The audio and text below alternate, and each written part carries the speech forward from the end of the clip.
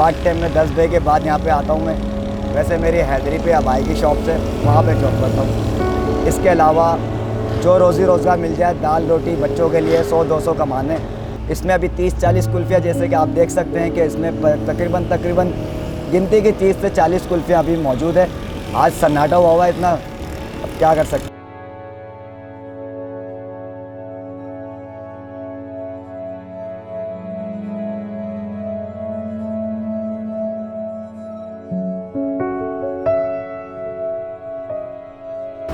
अस्सलाम वालेकुम, मेरा नाम मोहम्मद वसीम है और लियाकताबाद में मेरा कुल्फ़ी का ठिया है और यहाँ मैं काम करता हूँ।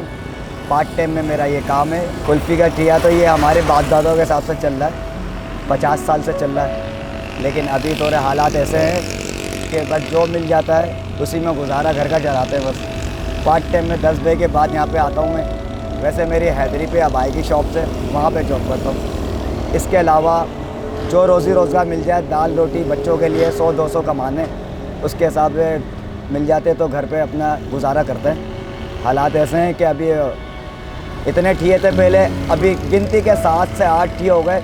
महंगाई का दौर इतना है कि काम नहीं है, बिल्कुल सन्नाटे बैठे, हर परेशान है।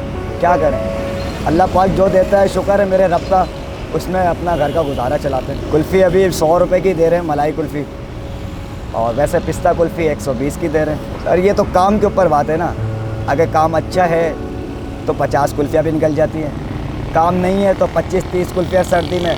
वैसे गर्मी के हिसाब से काम के ऊपर हिसाब है, 200 भी निकल जाती है, 150 भी निकल जाती है। अभी सन्नाटा, काम नहीं है, 2 बजे तक 3 बजे तक बैठना पड़ता है कि बच्चों के लिए कमाना पड़ता है। इसमें अभी 30-40 कुल्फ़ियाँ जैसे कि आप देख सकते हैं कि इसमें तकरीबन गिनती की 30 से 40 कुल्फ़ियाँ अभी मौजूद है।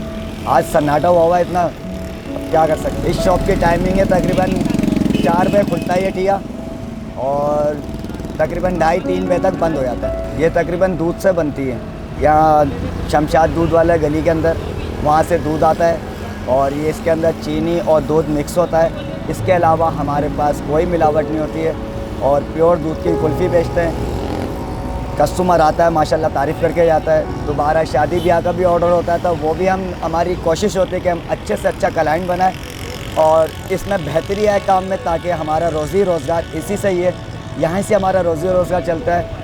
अगर सन्नाटा होता है तो फिर हमारे काम में थोड़ा सा प्रॉब्लम होती है। अभी गर्मी आपको पता है, जैसे कि सर्दी का तो मौसम है, अभी ठंड है, शादी ब्याह का मौसम है।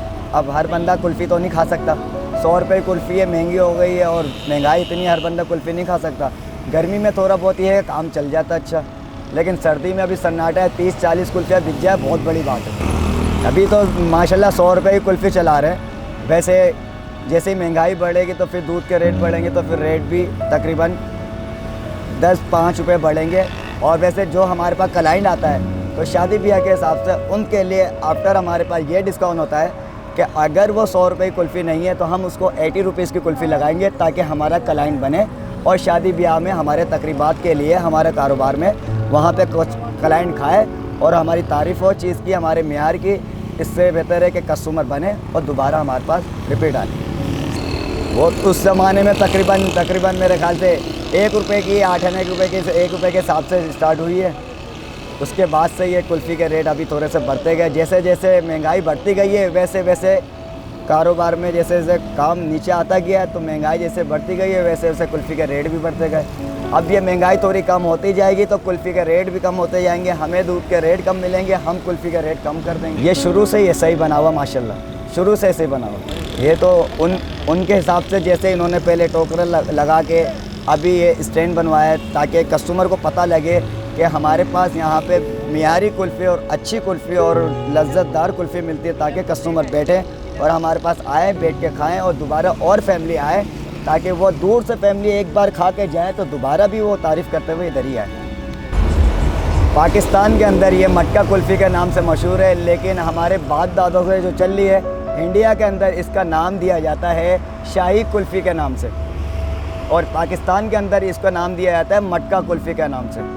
तो इसलिए हमने यहाँ पे इसको मटका कुल्फ़ी के नाम से, पहले मटके के अंदर होती थी, अभी जो कुल्फ़ियाँ मटके में टूट जाती थी, तो अभी हमने, आप देख सकते हैं जैसे कि हमने इसमें अभी एक गिलास के अंदर बनाते हैं, इसके अंदर कुल्फ़ी सही रहती है और इसमें बर्फ़ लग के, नमक लग के इसके अंदर लगती है ताकि इसमें जम जाए और सेट रहे।